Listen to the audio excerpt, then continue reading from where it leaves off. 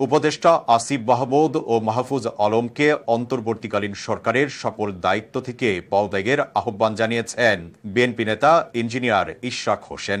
বুধবার নিজের verified Facebook পেজে এক পোস্টে এই আহ্বান জানান তিনি।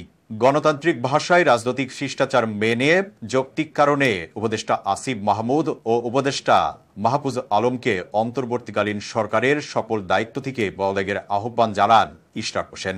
ওই পোস্টে তিনি লিখেন, যেহেতু এটা প্রতীয়মান যে আপনারা রাজনৈতিক দলের সঙ্গে সম্পৃক্ত আছেন, হয়তো আগামীতে সরাসরি যুক্ত হবেন এবং এটাও অনেকটা স্পষ্ট আপনারা নির্বাচন করবেন, তাহলে আপনাদের পদত্যাগের দাবি কি অযৌক্তিক নাকি এটাই সঠিক পদক্ষেপ হবে এবং আপনাদের নিয়ে রাজনৈতিক বিতর্কের অবসান ঘটবে? বিএনপির এই নেতা লিখেন, আপনাদেরই নাহিদ ইসলাম যে দৃষ্টান্ত স্থাপন করে গিয়েছে সেটাই অনুসরণ করুন। উনি চাইলে হয়তো আরো কিছুদিন মন্ত্রিত্ব করে তারপর এনসিপিতে যেতে পারতেন। একটা সময় ছিল সার্জিস আলম, হাসনাত আব্দুল্লাহরা জোরালোভাবে দাবি করলে ওনারাও হয়তো মন্ত্রিত্ব নিতে পারতেন, কিন্তু তারা রাজনীতি করবেন বলে সেই কর্মপন্থা বেছে নিয়েছেন। হয়তো একদিন জনগণের ভোটে নির্বাচিত হয়ে সরকার গঠন করলে পূর্ণাঙ্গভাবে মন্ত্রীর দায়িত্ব, ক্ষমতা ও সম্মান আবার পাবেন।